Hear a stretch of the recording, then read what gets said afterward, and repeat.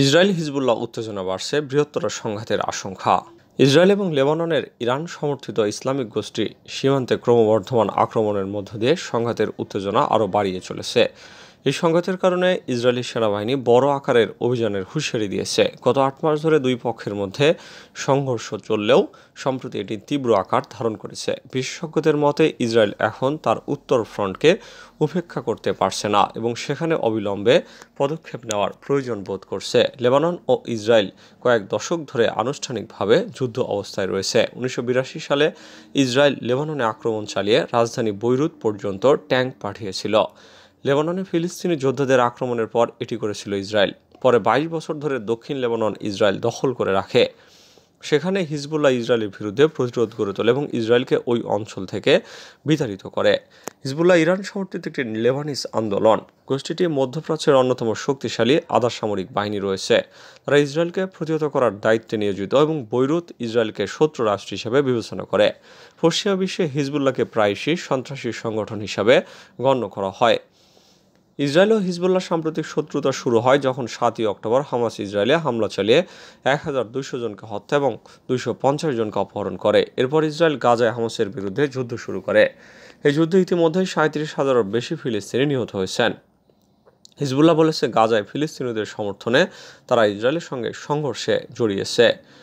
International crisis গ্রুপের Iraq, Syria এবং Lebanon প্রকল্পের পরিচালক হেইকো উইমেন বলেছেন, এটি একটি ধীরগতির উত্তেজনা যা ক্রমাগত বাড়ছে। সীমান্তে দুই পক্ষের হতাহতের সংখ্যা এবং হিজবুল্লাহর ব্যবহৃত অস্ত্রের ধরন উল্লেখযোগ্যভাবে বৃদ্ধি পেয়েছে।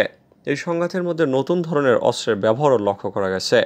৮ই জুন হিজবুল্লাহ প্রথমবারের মতো ইরানি তৈরি ফালাক-২ রকেট ইসরায়েলের উত্তর অঞ্চলে নিক্ষেপ করে। ফালাক-২ পূর্ববর্তী ফালাক-১-এর উন্নত সংস্করণ। এটির পাল্লা বেশি এবং বড় ওয়ার হেড রয়েছে। ইসরায়েলের উত্তর সীমান্তে ইসরায়েলি সেনা একটি প্রাচীন অস্ত্র ক্যাটাপ্ট ব্যবহার করেছে, যা ১৬তম শতাব্দী থেকে সামরিক বাহিনী দ্বারা খুবই কম ব্যবহৃত হয়েছে। এতে আগুনের গোলা নিক্ষেপ করে লেবাননের ভূখণ্ডে ম্যানগ্রোভ বন পোড়ানো হয়েছে। ইসরায়েলি সরকারি সম্প্রচার মাধ্যম কান জানিয়েছে এটি একটি স্থানীয় উদ্যোগ ছিল এবং ব্যাপকভাবে ব্যবহৃত হয়নি। দুই পক্ষই কঠোর বক্তব্য দিয়ে আসছে। ইসরায়েলের প্রধানমন্ত্রী বেনিয়ামিন নেতানিয়াহু বলেছেন, যদি কেউ মনে করে তারা আমাদের ক্ষতি করতে পারে এবং আমরা নীরব থাকব, তারা ভুল করেছে। যেভাবেই হোক আমরা উত্তরে নিরাপত্তা ফিরিয়ে আনব। হিজবুল্লাহর দ্বিতীয় শীর্ষ নেতা নাইম কাশেম আল জাজিরাকে বলেছেন, আমরা সর্বাত্মক যুদ্ধ চাইছি না, কিন্তু যদি তা আমাদের উপর চাপিয়ে দেওয়া হয় আমরা প্রস্তুত এবং পিছিয়ে যাব না। বিশেষজ্ঞরা বলছেন, দুই পক্ষই হয়তো সর্বাত্মক যুদ্ধ শুরু করতে চায় না, তবে তাদের উত্তেজক কর্মকাণ্ড যে কোনো সময় একটি সংঘাতকে উস্কে দিতে পারে। বার্লিনের বাধার মুখে রাশিয়ার বিরুদ্ধে নতুন নিষেধাজ্ঞা দিতে পারল না ইউরোপীয় ইউনিয়ন। রাশিয়ার বিরুদ্ধে নতুন করে নিষেধাজ্ঞা আরোপের যে পরিকল্পনা নিয়েছিল ইউরোপীয় ইউনিয়ন, তা আপাতত ব্যর্থ হয়েছে। জার্মানির বাধার মুখে রাশিয়ার বিরুদ্ধে প্রস্তাবিত নিষেধাজ্ঞা নিয়ে গতকাল আলোচনা করতে পারেনি ইউরোপীয় ইউনিয়ন। ইউরোপীয় ইউনিয়নের কয়েকজন কূটনীতিকের বরাত দিয়ে বার্তা সংস্থা রয়টার্স গতরাতে জানিয়েছে, ইউরোপীয় ইউনিয়নের সদস্য দেশগুলোর নতুন নিষেধাজ্ঞা নিয়ে শুক্রবার সন্ধ্যায় আলোচনার কথা ছিল, কিন্তু শেষ মুহূর্তে জার্মানির বাধার মুখে আলোচনার এই এজেন্ডা প্রত্যাহার করা হয়। নতুন পরিকল্পনার মধ্যে রাশিয়ার তরলীকৃত প্রাকৃতিক গ্যাস পরিবহনের উপর নিষেধাজ্ঞা আরোপের কথা ছিল। এছাড়া যেসব দেশ নিষেধাজ্ঞা এড়িয়ে রাশিয়ার কাছ থেকে জ্বালানি কিনে তা তৃতীয় দেশের মাধ্যমে বিক্রি করছে, তাদের বিরুদ্ধে শাস্তিমূলক ব্যবস্থা নেওয়ার কথা ছিল। জার্মানি মনে করছে ইউরোপীয় ইউনিয়ন এই পরিকল্পনায় তার নিজের অর্থনীতি এবং বিভিন্ন কোম্পানি ক্ষতিগ্রস্ত হবে। দ্বিতীয় বিশ্বযুদ্ধের পর ইয়েমেনের বিরুদ্ধে সবচেয়ে কঠিন যুদ্ধ করতে হচ্ছে বলল মার্কিন নৌবাহিনী।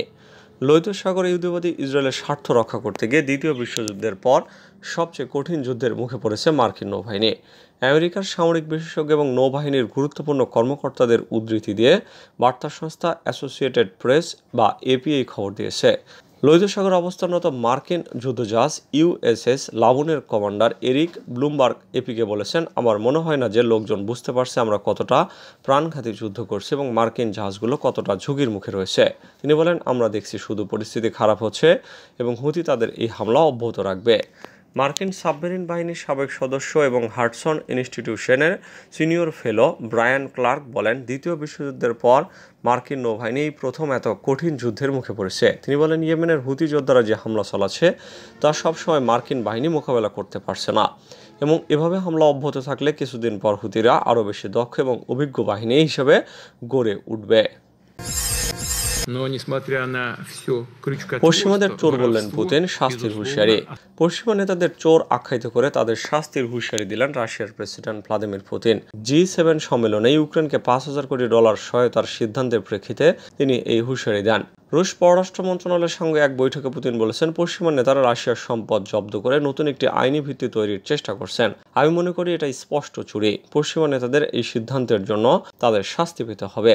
গণমাধ্যমের প্রতিবেদনে জানা গেছে, জব্দ করা রাশিয়ার সম্পদের মুনাফা থেকে ইউক্রেনকে $5,000 কোটি ঋণ দিতে সম্মত হয়েছে শিল্পোন্নত দেশগুলোর জোট G7। দক্ষিণ চীন সাগরের বিরোধপূর্ণ জলসীমা থেকে বিদেশিদের আটক করবে চীন। নতুন সমুদ্র আইন জারি করেছে চীন। এর মধ্যে কার্যকর হয়েছে এই আইন। নতুন এই আইনে দক্ষিণ চীন সাগরের বিরোধপূর্ণ জলসীমায় অনুপ্রবেশের দায়ে বিদেশিদের আটক করা যাবে। তবে চীনের এই নতুন আইনের আন্তর্জাতিক বৈধতা নিয়ে প্রশ্ন তুলছে প্রতিবেশী দেশগুলো।